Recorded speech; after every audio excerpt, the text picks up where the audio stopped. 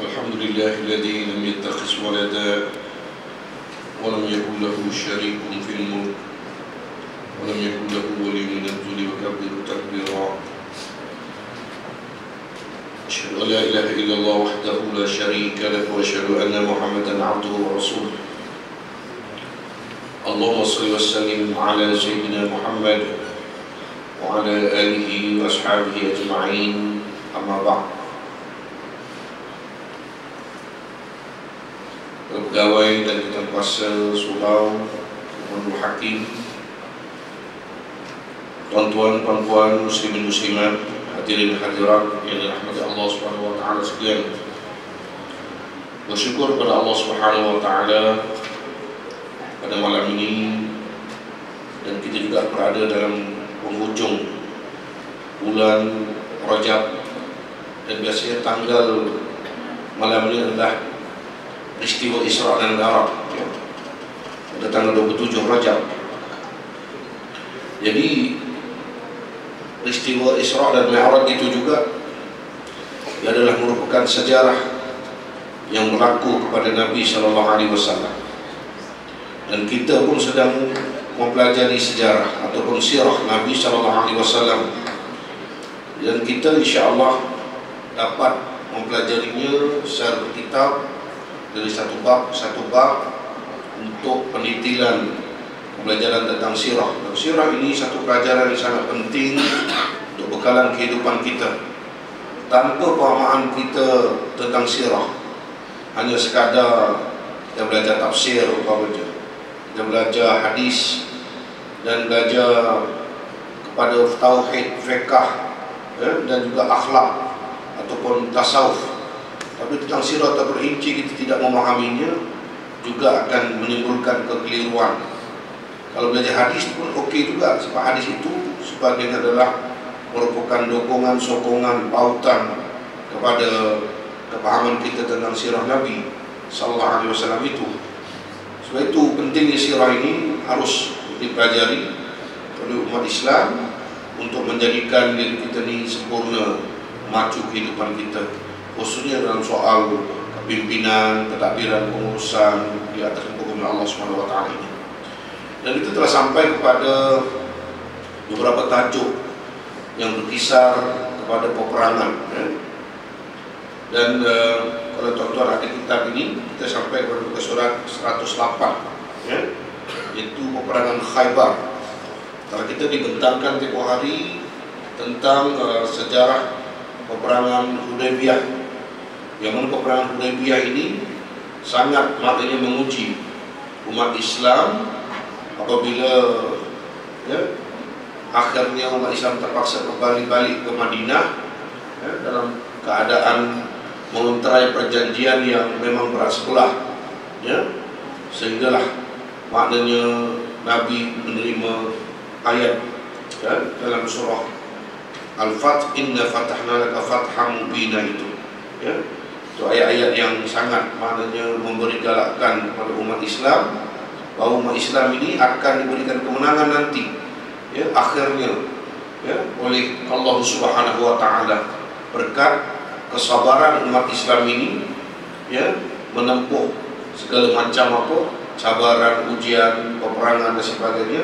Akhirnya nanti akan diberikan kemenangan menawan semula kota Mekah, Itu di antara beberapa hikmah, Dari ini kita tengok kembali, peperangan Khaybar.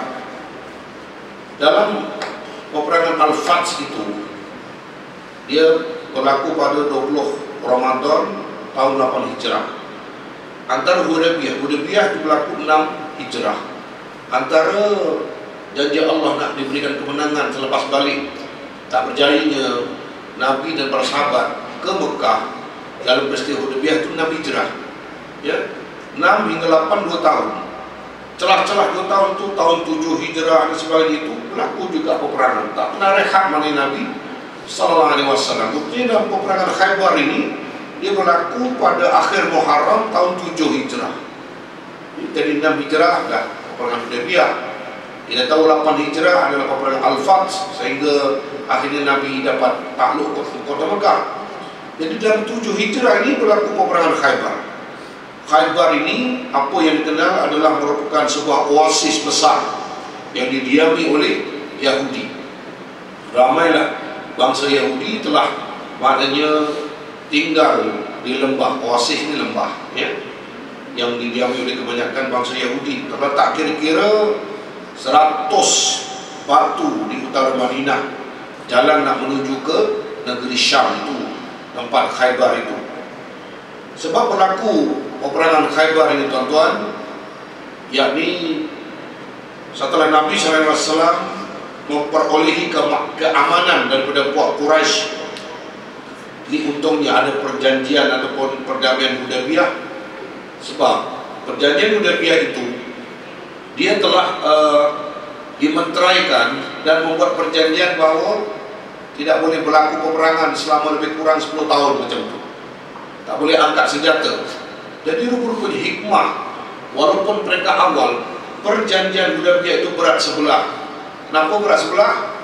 Orang Islam yang ada pada tangan orang musyrik di Mekah, ya, dia tak boleh dipulangkan ke Madinah. Tetapi sebaliknya, orang musyrik, orang kafir ni, sekiranya berada di belah Islam, ditawan ke sebagainya, dia taklah dipulangkan. Kan terbalik. Di situ dah berat sebelah. Di samping itu, dalam perjanjian Hudaybiyah itu juga, tahun itu tak boleh umat Islam pergi umrah di Mekah. Tak boleh nak masuk ke sana, ya. Kemudian ya, berlaku gencatan senjata. Jadi walaupun para sahabat balik ke Madinah dengan perasaan kecewa dalam perjanjian berat sebelah, terpaksa mereka balik ke Madinah, ya. Walaupun berlaku gencatan, rupanya hikmah berlaku gencatan senjata, ya, ataupun yang dikatakan perjanjian perdamaian yang dimenterai dalam peristiwa Hudaybiyah itu, rupa-rupanya memberikan keuntungan kepada Islam. Sebab itu disebut setelah Nabi SAW memperoleh keamanan daripada pihak Quraisy, hasil perdamaian yang dicapai di Hudaybiyah dulu, yang pada tahun 6 Hijrah, ya, baginda memutuskan untuk membersihkan saki-baki Yahudi di keliling Madinah. Sebab perjanjian Nabi itu dengan Quraisy, dengan kafir Quraisy, tetapi bukan dengan Yahudi. Nampak? Jadi dari sudut peperangan, jadi Nabi tidak kelam-kelibut nak serampang dua mata, satu nak serang musyrik Mekah, satu nak serang Yahudi. Jadi untungnya bila ada perjanjian musyrik Mekah tu, satu pihak saja dia hanya tujukan kepada Yahudi saja. Itu nampak tak? Dari sudut keuntungannya itu, hikmahnya yang sangat besar. Jadi Nabi dalam suasana ini, dia menghanya tujukan sasarannya hanya kepada puak-puak Yahudi yang merupakan saki-baki daripada penggusiran Bani Nadir apa dulu semua, ya, daripada peristiwa-peristiwa pengusiran itu. Tapi di Khaybar itu masih ada lagi saki-baki Yahudi itu, maknanya, ya, masih ada lagi yang dikatakan saki-baki Yahudi tersebut. Jadi Nabi pun mengambil tindakan, ya, untuk membersihkan saki-baki Yahudi di keliling Madinah, termasuk yang di Khaybar itu. Tindakan ini diambil setelah Yahudi dibersihkan daripada kota Madinah sendiri, dah dibersihkan, ya. Kemudian Yahudi di Khaybar ini dia payah sedikit untuk dibinasakan. Kerana apa? Kerana mereka memiliki suatu ketumbukan, ya, ataupun suatu kubu pertahanan yang agak kuat. Ini yang dikatakan Bani Khaybar ini, dia memiliki kekuatan di seluruh kubu-kubunya ini, ya. Yahudi di Khaybar ini mempunyai kubu yang kukuh. Bukan saja itu, bahkan di dalamnya terdapat 10.000 orang pejuang yang bersembunyi di belakang kubu yang kukuh itu, ya. Mereka ini mempunyai kemampuan senjata dan peralatan yang agak canggih, yang besar. Di samping terkenal sebagai pakar tipu daya dan muslihat dalam peperangan, juga dalam melaksanakan permainan kotor, ya. Sebab peperangan itu tipu daya. Al-harbu khud'atun ataupun khid'atun. Peperangan itu tipu daya, ya. Sebab itu siapa yang pakar berstrategi, melaksanakan cyber dan sebagainya, dia akan menang. Ya, ini dari peperangan. Tapi dari sudut Islam, tipu daya yang bagaimana? Kalau tipu daya yang maknanya berbohong nyata, menipu, itu tak wajar lah. Ya, tapi sekadar strategi, ya, dan sudah strategi perang sebenarnya itu harus. Kalau menipu hidup-hidup, ya, dengan maknanya, ya, tidak mengikut undang-undang yang diperuntukkan dalam sebuah negara itu, tapi dilanggarnya juga, dan kadang-kadang benda yang negatif dijadikan positif secara paksa atau paksaan, itu sudah tak wajar. Ya, oleh itu masalah ini perlu dibersihkan segera sebelum mereka menjadi punca kekacauan dan kebimbangan orang Islam di ibu kota Madinah itu. So, Yahudi ini kerja dia memang selalu memerangi umat Islam. Dia tidak mungkin untuk berdiam diri selain daripada merancang sesuatu untuk memerangi dan menjahanamkan Islam. Itu kerja Yahudi.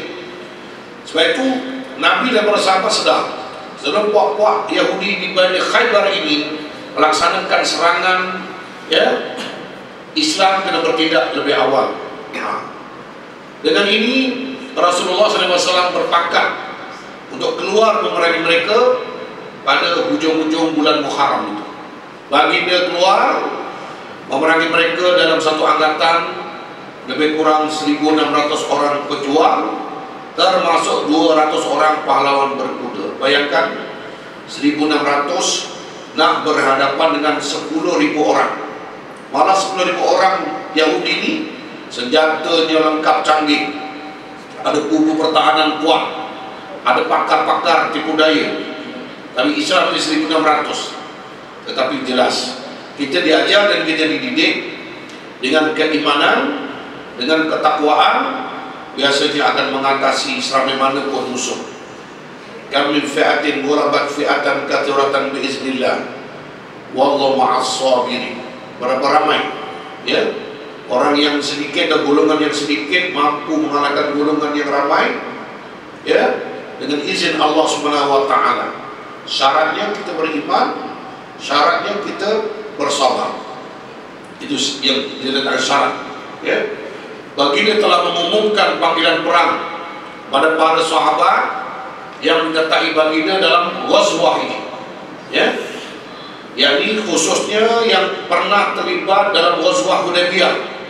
Nabi seru, maknanya, ya ma'asyar syabab, ya, khususnya yang telah pergi ke Hudaybiyah, wahai pemuda-pemuda jihad, yang mananya yang pernah terlibat dengan ghazwah Hudaybiyah.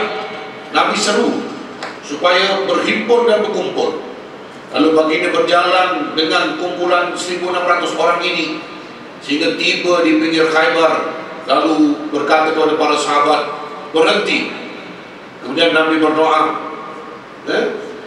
Doa Nabi itu ialah menyatakan, Allahumma Rabbas samawati sab'i wa ma azlalna wa Rabbal aradiyyin as-sab'i wa ma aqlalna wa Rabbas syayatin wa ma adlalna wa Rabbar riyah wa ma darayna inna nas'aluka khairu hadhihi al-qaryah wa khairu ahliha wa khairu ma fiha wa na'udzu bika min syarriha wa syarri ahliha wa syarri ma fiha aqdimu bismillah. Apa maknanya? Ya Allah, Tuhan seluruh langit dan apa yang dinaunginya, Tuhan seluruh bumi dan apa yang ditanggungnya, Tuhan seluruh syaitan dan apa yang disesatkan mereka, Tuhan seluruh angin dan apa yang diterbangkannya. Kami memohon kepada kamu kebaikan kampung ini, Qaryah ini, kebaikan penduduknya dan kebaikan apa yang ada di dalamnya. Kami berlindung dengan kamu daripada kejahatannya, kejahatan penduduknya dan kejahatan apa yang ada di dalamnya. Marilah kamu semua dengan nama Allah. Nabi berdoa begitu. Dan ini juga doa yang elok diamal kalau kita nak masuk berdakwah kepada satu-satu kampung yang agak asing bagi kita. Katalah apabila kita nak berdakwah masuk kampung tersebut, orang pernah menakut-nakutkan kita. Jaga-jaga, kamu nak masuk kampung itu, anak-anak mudanya semua gedebe-gedebe. Contohnya begitu. Kamu jaga-jaga. Kalau kamu nak masuk kampung itu berdakwah, kau nak baca ceramah maulid ke, baca ceramah Isra Mi'raj ke, nanti ada saja tayar kereta kamu yang akan dipancitkan. Contohnya akan diguris, contohnya. Ada saja kang cermin kereta kamu di baling batu, contohnya. Jadi kita berdoa risau. Amallah doa ini insyaAllah. Sebab di antara maksud doa ini, kita mohon supaya penduduknya baik-baik, dan berlindung daripada kejahatan, supaya tidak berlakulah yang dikatakan musibah itu. Sebab itu akhirnya Nabi kata kepada para sahabat, marilah kamu semua dengan nama Allah. Jadi para sahabat pun sebenarnya apabila Nabi telah berdoa, dan biasanya doa Nabi itu tidak pernah dihalang, dihijab oleh Allah. Semua doa Nabi dimakbulkan. Sebab itu sahabat rasa yakin. Itu pun merupakan motivasi tuan-tuan puan. Kita pun kena ada motivasi. Sebenarnya doa ini adalah sebahagian daripada motivasi kita. Sebab itu kita nak buat sesuatu, eloklah dengan doa. Kerana doa inilah yang merangsang kita nak buat sesuatu. Yakinlah bahawa Allah Ta'ala akan berkenan, sama ada dekat ataupun agak jarak lama sedikit dalam memperkenankan, memakbulkan doa-doa kita itu. Yang pentingnya kita bersabar. Nak periksa kita doa, dapat menantu kita doa, dapat kenduri perkahwinan anak kita berdoa supaya aman, damai, selamat. Macam kawan saya baru dibuat kenduri kahwin anak dia sebelum, dia rasa risau. Sebab apa? Dia tak tahu nak bajet lagi kan, belum ada pengalaman. Sebab dia main rewang-rewang gotong royong masyarakat duduk taman. Dia tak main catering. Kalau catering mungkin dia main itu aja, dia tahu. Ya Allah, mudah-mudahan lauk dia cukup, dia jumlah jemputan cukup, penduduk-penduduk taman ini juga jemputan cukup. Alhamdulillah, ngam-ngam kata dia. Ada setengah sahabat buat kenduri, first time buat kenduri, jemputan terlebih daripada persediaan. Orang datang pukul 2 dah licin-licau, lauk dah tak ada. Dia kata, ya Allah mana. Kadang-kadang pula ketua rewang tu dia tak excellent.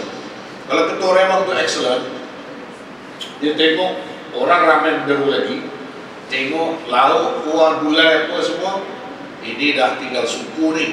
Biasanya tak cukup, mesti dia akan lantas buat sesuatu kan, buat persiapan, cari ayam 20 ekor lagi, 30 ekor lagi, mana-mana. Dia awal-awal dengan tokek ayam tu simpan dalam peti sejuk. Dia pun kalau tak dijual, dia boleh jual orang lain kan, tak masalah. Macam itu cara nak kaedahnya. Jadi macam itulah, dia kena doa lah kepada Allah Ta'ala nak selesaikan masalah dia tu. Sebab doa ni satu kekuatan sebenarnya. Doa silahul mu'min. Doa itu adalah merupakan senjata bagi orang beriman ini, orang muslim, orang Islam. Kita kena apa? Kena berdoa lah. Sebab doa itu di antara usaha kita sebenarnya. Sebenarnya Nabi SAW berdoa nak berhadapan dengan masyarakat Yahudi Khaybar. Di samping sebenarnya doa ini memberi kekuatan dan motivasi kepada pejuang-pejuang Islam waktu itu. Apabila sampai di Khaybar, Nabi SAW berpengkalan hampir dengan salah satu kubu Khaybar bernama His'an-Natah.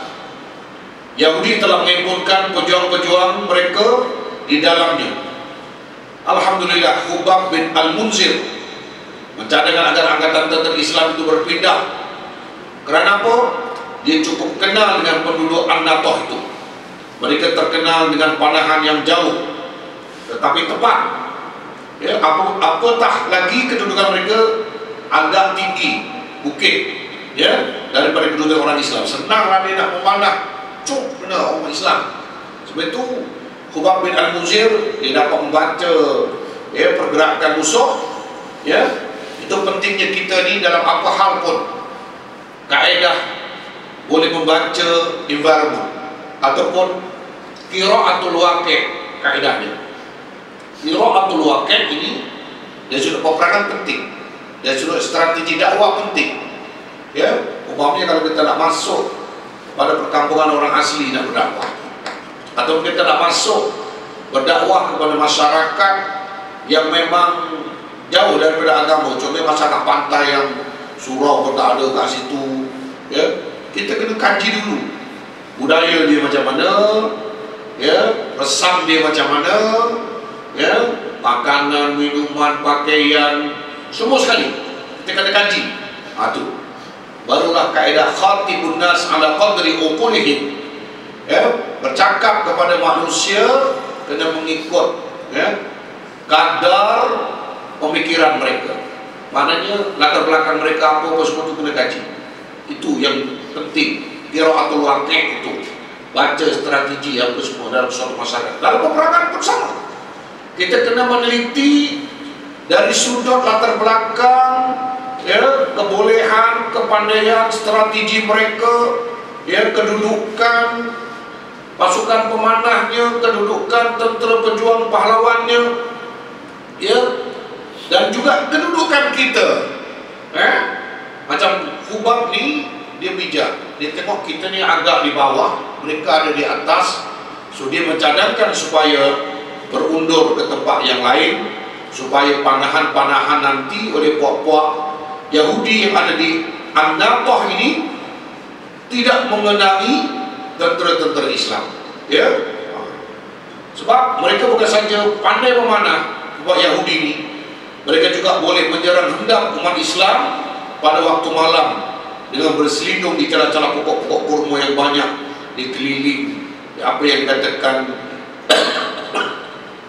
di An-Natah itu, yakni di kubu pertahanan An-Natah itu, ya. Sebab banyak pokok, musuh ini boleh menyelinap, bersembunyi di sebalik pokok-pokok yang banyak itu. Oleh demikian Rasulullah SAW bersama tentera Islam mengambil langkah berpindah ke tempat yang lain. Nabi pun ambil langkah tempat lain, ya, untuk berpindah. Sebab itu Nabi ini, tuan-tuan dan sekalian, dia walaupun Rasul, walaupun Nabi, dia tidak brutal semata-mata mempertahankan pandangan dan pendapat dia, tapi masih open minded untuk menerima cadangan, pandangan, telahan daripada sahabat-sahabatnya. Kita sama juga.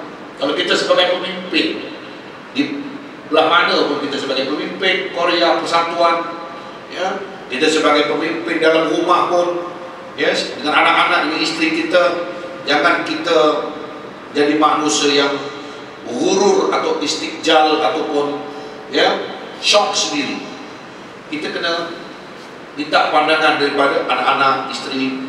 Kalau kita dalam surau jawatan kuasa, pandangan daripada jawatan kuasa surau dan jawatan kuasa penduduk, kita kena minta pandangan daripada jawatan kuasa penduduk, ya. Dan kita jangan menjadi manusia yang hanya terima pandangan kita semata, tapi pada orang lain kita tidak pernah raih. Jangan. Ini kepemimpinan yang fail. Sebab kita gagal untuk meraih pandangan orang lain. Elok dia tak payah jadi pemimpin orang jenis macam ni. Kadang-kadang ada jenis yang cerdik tapi tak boleh nak diikut, ya. Ada na'udzubillah yang bodoh pula tak boleh nak diajar. Ada jenis pemimpin yang macam ini kita tak boleh pakai kata orang masyarakat, ya. Itu kadang-kadang ada begitu. Atau dia terlalu laju, istiqjal. Istiqjal ini dia terlalu advance, sampailah anak-anak orang bawah ni tak boleh nak ikut kita, ya. Orang bawah tak boleh nak ikut, tak boleh lah, ya. Kalau dah sampai peringkat macam itu, fail, dia tak boleh nak jadi pemimpin. Tapi Rasul SAW tengok akhlak dia, boleh menerima pandangan ataupun, ya, cadangan daripada orang bawahan dia. Cadangan Hubab bin Al-Munzir ini, ya, diterima oleh Baginda sallallahu alaihi wasallam untuk berundur daripada tempat An-Natah ini, ya, kerana sebarang kemungkinan sekurang-kurangnya telah bersedia supaya tidak diserang dengan anak panah dan tidak diserang hendak pada waktu malam itu. Jadi akhirnya pun Nabi berundur, ya. Oleh demikian Rasulullah SAW bersama tentera Islam melangkah berpindah ke ke tempat yang lain. Pertempuran kemudiannya bermula dan umat Islam membuka satu demi satu kubu kecuali dua kubu terakhir. Ya, dan kubunya kuat banyak, tapi satu persatu mampu ditawan oleh umat Islam. Ya, penduduk kedua kubu tersebut mau berdamai. Ada dua lagi, dari kepung lah tu, tinggal dua kubu.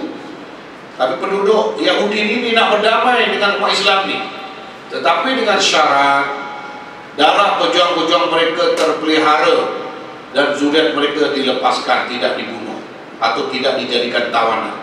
Ya, Yahudi ini juga meletakkan syarat agar mereka dibenarkan keluar daripada bumi Khaybar bersama-sama zuriat. Mereka setuju keluar dengan hanya selai sepinggang.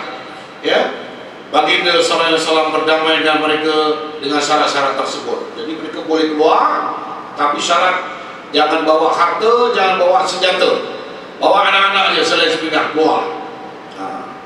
Sekiranya mereka menyembunyikan sesuatu ketika keluar dari kubu tersebut, ya, perlindungan Allah dan Rasulnya terbatal, maknanya mereka akan diserang, akan diperang.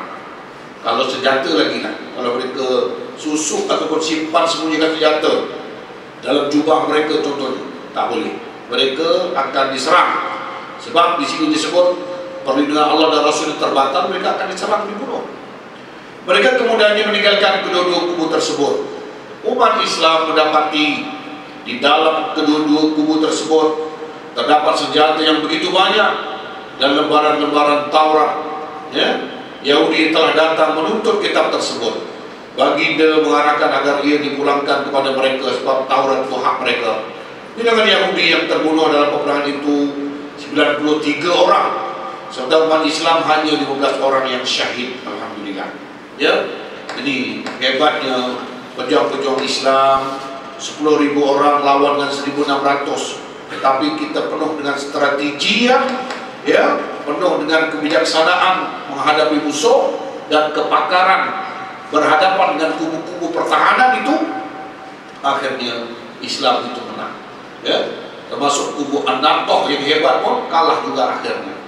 Inilah, ya, sejarah peperangan Bani Khaybar, ya, atau Ghazwah Khaybar ini, ya, yang sangat hebat, yang mana sahabat-sahabat Nabi, para pelawan peperangan itu, mereka berjuang habis-habisan, ya, untuk berhadapan dengan musuh Islam yang dikatakan, ya, Khaybar ini Yahudi. Kemudian tuan-tuan, sebelum berlakunya peperangan Al-Fath itu juga, sebab peperangan Al-Fath itu dia berlaku dalam bulan Ramadan. Tetapi sebelum peperangan Fath itu 8 Hijrah juga berlaku lagi satu peperangan. Selang daripada Hudaybiyah ke Al-Fath, di sini saya dah 2 peperangan. Satu peperangan Khaybar itu tadi, dan satu lagi dikatakan sebagai peperangan Mu'tah. Apa? Peperangan Mu'tah itu dalam bulan Jumadil Awal, ada Jamadil Awal, dan Muharram, Safar, ya. Kemudian Jamadil Awal, Jamadil Akhir, atau Jumadil Awal, Jumadil Akhir, ya. Kemudian Rabiul Awal, Rabiul Akhir, barulah Rajab. Kita sedang bulan Rajab sekarang ini. Jadi dia maknanya berlaku awal sekitar 2 bulan, 3 bulan, ya, daripada Muharram itu. Jadi maknanya awal lah, awal tahun sebelum peperangan Al-Fath itu, ya, pada tahun 8 Hijrah itu juga. Mu'tah, apa di Mu'tah tuan-tuan sekalian? Mu'tah ini merupakan sebuah kampung di pinggir Syam, ya. Sekarang ini namanya katanya Al-Qarah, ya, terletak di Tenggara Laut Mati. Perkan Mu'tah ini, kedudukannya sekarang ini maknanya di Urdun, di Jordan, ya, di Jordan, ya. Kalau sahabat-sahabat kita yang belajar di Urdun, di Jordan ini, mereka ada kesempatan melawan Mu'tah ini, ya, peperangan itu. Nah, itu sebab Laut Mati kan di utara kan, Caspian gitu kan. Dia dalam benua Afrika itu namanya di Laut Mati itu ada, ya. Ini maknanya kalau pergi ke Jordan boleh jumpa lah buat mati, ya. Sebab peperangan ini Rasulullah SAW telah mengutus Al-Haris bin Umair Al-Azdi, ya. Beliau membawa sepucuk surat kepada Al-Haris bin Abi Syamir Al-Ghassani, Raja Basrah yang mewakili, yang menjadi wakil Hercules. Hercules ini, ya, siapa dia? Hercules ini yaitu Maharaja Rom, ya. Dalam surat tersebut baginda mengajaknya kepada Islam, di dakwah Nabi kepada Rom dan Parsi ini. Sebab Rom dan Parsi waktu itu adalah merupakan kuasa dunia, kuasa hebat lah, ya. Barangkali kalau sekarang ni Amerika dan Rusia, ya. Dulu Rusia lah, Rusia itu dah tak kuat sangat. Amerika lah, ya, kuasa hebat. Jadi Nabi mengutus surat mengajak supaya, ya, Al-Haris bin Abi Syamir Al-Ghassani, Raja Basrah yang menjadi wakil Hercules itu ikut Islam. Ia merupakan antara surat yang diutuskan oleh baginda sallallahu alaihi wasallam kepada maharaja-maharaja dunia dan juga raja-raja Arab. Perutusan ini dilakukan selepas perdamaian Hudaybiyah, ya, tahun ke-8. Apabila utusan baginda tiba di Mu'tah, ya, apabila utusan baginda tiba di Mu'tah, salah seorang raja Arab Ghassan yang tunduk kepada Kaisar Rom bertanya kepadanya, kamu mau pergi ke mana? Boleh jadi kamu salah seorang utusan Muhammad. Lantas utusan Nabi Muhammad SAW itu yang bernama, ya, siapa utusannya tadi? Haris bin Umair Al-Azdi, ya, Haris yang bernama Haris itu tadi, sahabat Umair Al-Azdi, dia banyak, ya. Yang kedua namanya Haris bin Abi Syamir Al-Ghassani itu yang Raja Basrah. Tetapi utusan Nabi namanya Al-Haris bin Abi Syamir, Haris Al-Ardi. Dia punya utusan. Haris bin Umair Al-Azdi itu utusan. Jadi apabila Haris, jadi dengan Haris siapa tadi?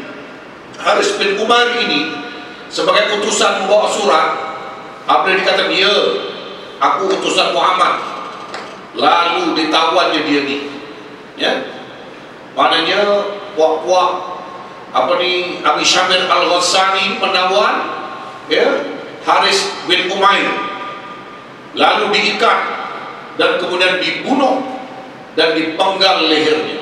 Sedangkan kawan itu datang membawa surat, bukan nak menyerang, bukan nak berperang, bukan nak membunuh siapa-siapa, bukan mengancam siapa-siapa, sekadar jadi postman Nabi, bawa surat, nak tunjuk, setuju terima, tak setuju lepaskan, Nabi boleh balik jumpa Nabi. Tidak, ya. Haris bin Umair Al-Azdi ini dibunuh, ya, dipenggal lagi. Cara membunuhnya pula dengan penuh tragis, diikat, dipenggal. Jadi berita pembunuhan tersebut sampai kepada Rasulullah SAW. Baginda merasa amat sedih kerana tiada utusan baginda yang dibunuh sebelum daripada ini, ya, sebab sekadar utusan, ya, tetapi sangat zalimlah bapak kafir ini, ya. Habis sekadar utusan pun sanggup dibunuh. Kawan tu datang bukan nak menyerang, pembunuh dan mengancam. Ada bapak utusan diseru kepada Islam, tapi pasal gedebeng yang samsing, ya, yang dikatakan Haris bin Abi Syamir Al-Ghassani Raja Basrah ini yang menjadi wakil utusan Hercules ini gedebeng, dibunuhnya kawan tu. Jadi Nabi sangatlah duka cita, ya. Sebab sekadar utusan dibunuh, kenapa? Zalim sangat, ya. Baginda pun mempersiapkan, akhirnya, ya, mempersiapkan satu angkatan tentera Islam selama 3.000 orang. Baginda melantik Zaid bin Harisah sebagai panglima mereka. Baginda berpesan, ya, tengok Nabi kenapa berpesan awal, tuan-tuan. Nabi dah dapat membaca apa yang akan berlaku. Ini kelebihan Nabi sallallahu alaihi wasallam. Apa pesan wasiat Nabi? Sekejap Zaid mati syahid, hendaklah melantik Ja'far bin Abi Thalib sebagai penggantinya. Sekiranya Ja'far pula mati syahid, mereka hendaklah melantik Abdullah bin Rawahah sebagai pengganti seterusnya. Baginda mengarahkan Zaid mara ke tempat pembunuhan Al-Haris bin Umair di Mu'tah. Walhal Mu'tah ini dengan Mekah bukan satu perjalanan yang dekat. Mu'tah sekarang kedudukan di Jordan. Dengan Madinah, cuba tengok jauh mana? Dekat ke jauh? Kalau kita tengok peta dunia, Jordan dengan Madinah jauh, ya, boleh sampai ke sana, ya, di mana tempat Haris bin Umar itu dibunuh. Suruh pergi dengan 3.000 tentera. Zaid menjadi kepala tenteranya, pahlawan tentera itu, ya. Dan sebelum mereka menyerang, dia berdakwah dulu, menyeru penduduk di sana ikut Islam.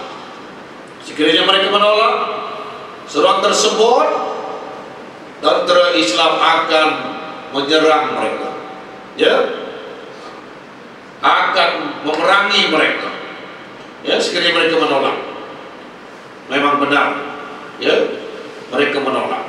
Apa yang disebutkan oleh baginda dalam suasana ini, ya, yakni sekiranya mereka menolak seruan tersebut, tentera Islam dalam memohon pertolongan Allah dan memerangi mereka, serang. Baginda pesanlah kepada tentera-tentera Islam itu yang dipimpin oleh Zaid, aku berpesan kepada kamu supaya pertama-tama bertakwa kepada Allah Subhanahu wa taala dan berbuat baik pada orang Islam yang bersama kamu, ya. Perangilah sesiapa yang kufur kepada Allah dengan nama dan demi jalan Allah.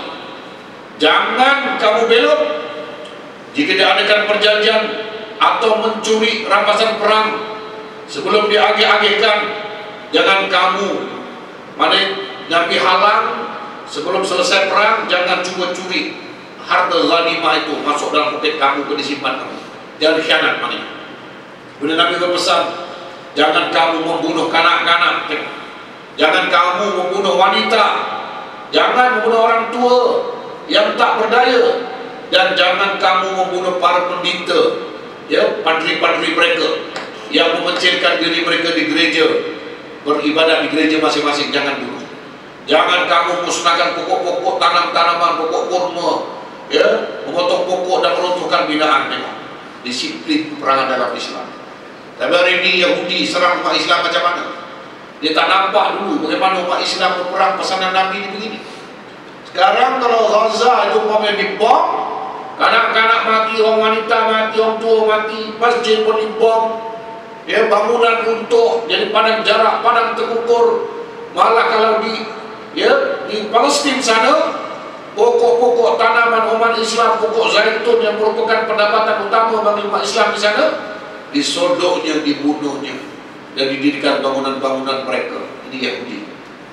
Beza sangat dengan disiplin peperangan yang Nabi arah pada tentera Zaid bin Harisah ketika peperangan Mu'tah itu dilangsungkan. Kemudian angkatan tentera Islam berangkat dengan mengharapkan keberkatan Allah, keyakinan dan tawakal kepada Allah Subhanahu wa taala. Rasul SAW sendiri telah menghantar mereka melepas dari Madinah. Mereka terus berjalan sehingga sampai ke Ma'an, ya. Ma'an ini apa yang ada yang panggil juga dengan nama Mu'an, ya, satu tempat, ya, di Urdun sanalah, ya. Di sana mereka mendapat berita bahawa Hercules telah menemukan satu angkatan tentera yang sangat besar. Angkatan tersebut telah berpengkalan di Ma'am, salah sebuah kampung di Al-Balqah, kawasan perkampungan yang dibangunkan oleh Damsyik. Kotanya dikenali dengan nama Aman. Mereka terdiri daripada bangsa Rom dan Arab yang menganut agama Nasrani. Ini peperangan dengan Nasrani pula, tapi ini Yahudi, yang musyrik, ini Nasrani. Kerana Hercules ini, ya, Rom menjadi tempat, ya, pengembangan agama Nasrani Kristen, ya. Ekoran itu orang Islam telah berpesorak sesama mereka. Mereka berpandangan untuk meminta bantuan daripada Rasulullah SAW. Baginda tak ikut perang, baginda ada di Madinah, ya, atau baginda memberi arahan lain untuk mereka lakukan. Namun Abdullah bin Rawahah membangkang seraya berkata, demi Allah, peperangan yang kamu benci ini merupakan tujuan sebenar kamu keluar. Kamu mengejar mati syahid. Kita tidak memerangi manusia berdasarkan bilangan, kuantiti yang ramai maupun kekuatan. Kita memerangi mereka hanya berbekalkan agama Allah yang memulihkan kita dengannya. Kan teringat mereka dalam peperangan, selepas peperangan Uhud yang mereka kalah, kemudian mereka merasa lemah. Allah Ta'ala berpesan kepada Nabi kita sallallahu alaihi wasallam, wala tahinu wala tahzanu wa antumul a'launa in kuntum mu'minin. Jangan kamu merasa lemah dan jangan kamu merasa hina atau duka cita, sedangkan kamu a'lam, merupakan orang yang paling hebat, orang yang paling tinggi. Syaratnya yang Allah Ta'ala letakkan itu in kuntum mu'minin. Syaratnya kamu adalah beriman kepada Allah Subhanahu wa Ta'ala. Maknanya dengan kata-kata motivasi Abdullah bin Rawahah itu, ya, mereka bangkit. Mereka tidak jadi nak meminta pertolongan kepada baginda Rasulullah yang ada di Madinah, ya. Waktu dikatakan kita tidak memerangi manusia berdasarkan bilangan, kuantiti yang ramai maupun kekuatan. Kita memerangi mereka hanya berbekalkan agama yang Allah Ta'ala pulihkan kita dengannya. Itu yang ya? Antum a'launa, kamu sebenarnya hebat, tinggi hebat. Sesungguhnya kesudahan perang ini hanya salah satu daripada dua kebaikan, sama ada kemenangan ataupun syahid. Masya Allah, tuan-tuan, ya, Allahu Akbar. Para sahabat Nabi ini bukan main-main, berjuang habis-habisan. Bayangkan 3.000 tentera nak berhadapan dengan tentera yang Hercules siapkan terlalu ramai bilangannya. Tetapi umat Islam dah berjanji, wa imma, ya, hidup menang ataupun syahid, ya, itu dia punya perjanjian. Oleh itu ramai bersetuju dengan beliau, mana bersetuju dengan Abdullah bin Rawahah, ya, dan akhirnya mereka bersetuju untuk bertempur. Seterusnya peperangan pun bermula. Zaid telah berperang mati-matian sehingga syahid. Kemudian Ja'far bin Abi Thalib menerima panji-panji angkatan tentera Islam menggantikan beliau. Tengok, yang Nabi arah, yang Nabi pesan di Madinah berlaku secara realiti, seolah-olah Nabi dapat membaca apa yang akan berlaku dalam peperangan Uhud. Mereka awal yang itu Nabi telah pesan tentera ini dipimpin oleh Zaid. Zaid gugur syahid, kamu Ja'far bin Abi Thalib sepupu baginda ambil alih. Nah, kalau Ja'far bin Abi Thalib gugur, Abdullah bin Rawahah ambil alih. Itu pesanan Nabi. Nabi, Allahu Akbar, dia boleh baca, tuan-tuan. Benar-benar berlaku ketika perang berlaku bermula, Zaid tewas syahid, dicapai oleh Ja'far bin Abi Thalib, panji-panji angkatan tentera Islam itu, ya. Ja'far pada mulanya berperang di atas kudanya, kemudian terpaksa turun dan berperang dengan berjalan kaki. Tangan kanannya telah terpotong yang pegang panji-panji. Kemudian dicapai panji-panji peperangan itu dengan tangan kirinya. Apabila tangan kirinya pula terpotong, dia peluk bendera atau panji-panji Islam itu, sehingga akhirnya beliau syahid, ya. Pada mayat beliau terdapat lebih daripada 70 kesan luka, tetakan, panahan, pedang, hirisan, tikaman, lebih dan macam-macam. Tengok tuan-tuan, pejuang Islam, pejuang mempertahankan agama Allah, sanggup syahid, seluruh tubuhnya dipenuhi dengan luka, Masya Allah. Kemudian tengok keadaan demikian, Abdullah bin Rawahah capai panji-panji tersebut dan berperang sehingga dia turun syahid juga. Setelah itu orang Islam bersepakat melantik Khalid bin Al-Walid sebagai pemimpin umat Islam dan tentera Islam. Walaupun Khalid Al-Walid baru saja memeluk Islam, dan itulah peperangan pertama setelah dia Islam. Sebelum Islam dulu banyak kali lah diperang. Masa itu dia memerangi umat Islam. Tetapi dah masuk Islam, Khalid Al-Walid ini umpama singa yang sedang mengamuk. Singa dikenali sebagai apa? Sebagai Saifullah, pedang Allah. Saif itu pedang, dikenali seperti itu.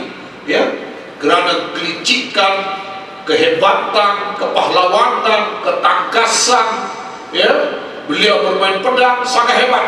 Khalid Al-Walid ini, beliau menggunakan kelicikan perangnya sehingga alhamdulillah akhirnya berjaya menyelamatkan angkatan tentera Islam daripada binasa. Dia pulang bersama-sama angkatan tentera Islam itu ke Madinah. Dia berjaya. Pertempuran ini merupakan pertempuran pertama yang dilalui oleh orang Islam di luar semenanjung tanah Arab untuk melawan Rom. Bukan satu kerajaan yang mudah. Rom, Raja Hercules, dinamakan sebagai Ghazwah. Kalau kita tengok awal-awal perbincangan kita gitu, yang dikatakan Ghazwah itu biasanya yang Nabi SAW itu turut serta. Tetapi kalau Nabi tak turut serta, namanya adalah Sariyah. Tetapi kenapa dalam peperangan Mu'tah ini disebut dan dipanggil juga dengan nama Ghazwah? Kerana peperangan ini melibatkan ramai pejuang-pejuang, mencecah hingga 3.000 orang. Sebab itu dia juga disebut sebagai Ghazwah, kerana berbeza dengan Sariyah yang lain-lain. Itu Rasulullah SAW telah menggelarkan Khalid Al-Walid dalam peperangan ini sebagai Saifullah itulah, kerana dialah ketangkasan, kehebatan seorang barangkali berhadapan dengan berapa ramai. Contoh-contoh tengok cerita Kung Fu Hero kalau seorang yang melawan ramai-ramai dah. Barangkali kita gambarkan Khalid Al-Walid itu realitinya dengan pedangnya itu. Barangkali kalau pedang itu diserah pada kita, tak mampu kita nak angkat. Hebat, pedang besar pun. Sebab ada pameran, ada pameran apa ni dulu di museum dan sebagainya. Pedang Rasulullah itu kan besar Kalau kita angkat katanya kuduran orang Malaysia ni tak mampu. Tapi itu orang Arab kalau gagah hebat. Macam kawan-kawan kita jugalah, sahabat-sahabat kita yang belajar di Syria, bergaul dengan orang-orang Ceknya. Orang-orang Ceknya ni tuan-tuan, badannya pemuda-pemuda tapi tak ada yang semua tegap-tegap, brutal, bulan-bulan badan dia. Saya pernah berjumpa dengan pemuda Czech atau Ceknya datang ke Kuala Lumpur satu ketika lalu. Badan dia, apabila dia jumpa kita, dia peluk kita sampai terangkat kita, dia peluk dia. Badan saya ni kira besar lah juga berbanding kawan-kawan, macam ni lah besar. Tapi jumpa orang Cek-Ceknya peluk. Kata kawan-kawan saya belajar di Syria, bila mereka latih senjata M16 serang satu tangan sampai gitu tembak habis. Kita pegang pikul dua tangan pun tak hingga-hingga katanya nak jatuh. Itu orang Malaysia punya kerdil tak kuat, tapi mereka hebat. Barangkali Khalid Al-Walid ini di antara golongan yang hebat, pahlawan, perkasa hebat, sehingga digelar sebagai Saifullah. Makanya tolak saja, yang kena lesing dengan punya siku pun akhirnya terpelanting jauh dari musuh-musuh Islam. Bukan dengan pedang dia lagi.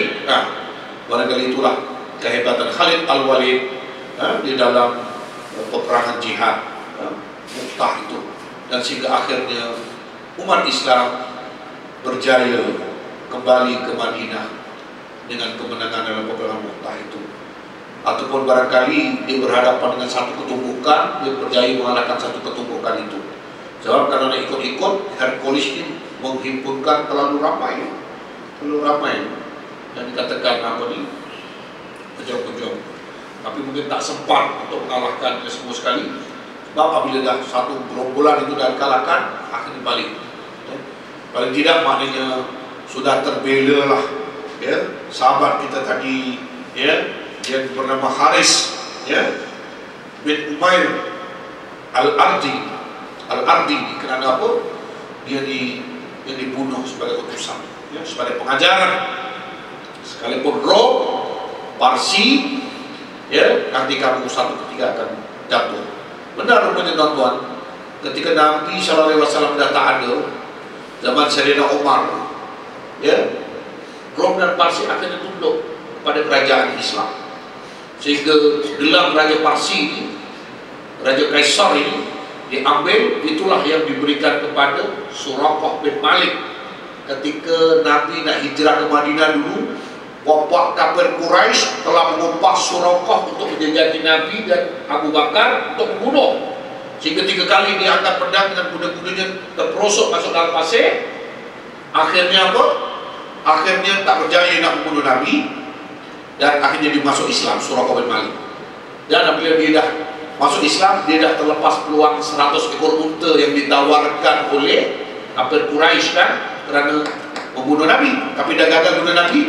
Nabi pulihkan Suraqah ini dengan janji bahawa kamu akan diberikan gelar Raja Kaisar, Raja Parsi. Kenapa Nabi bercakap demikian? Optimistik Nabi, yakin bahawa satu ketika nanti Islam tetap menang. Walaupun dalam peperangan Mu'tah ini dia tidak berjaya nak melingkupkan sama sekali kerajaan Rom dan Hercules ini, sekadar barangkali mengalahkan satu gerombolan tentera dia saja, ya. Tetapi dalam zaman Khalifah Umar, alhamdulillah akhirnya obor Majusi yang ada di sana itu padam. Maknanya kerajaan Rom dan Parsi tersungkur zaman Umar Ibn Khattab, ya. Itu sejarahnya, tuan-tuan. Jadi sekadar itulah saja. Dan sebenarnya kalau kita baca Ghazwah, peperangan ini, ibrahnya atau pengajarannya terlalu banyak. Semangatnya tu tengok, semangat para sahabat berjuang, Masya Allah, tuan-tuan, ya, terlalu hebat lah semangat perjuangannya itu, ya. Yang kita boleh ambil pengajaran daripada itu. Kita pun berjuang menegakkan Islam ini kena ada suatu kehebatan, ya, ketahanan, kesabaran, keunggulan, baru kita mampu meredah macam-macam onak dan duri perjuangan.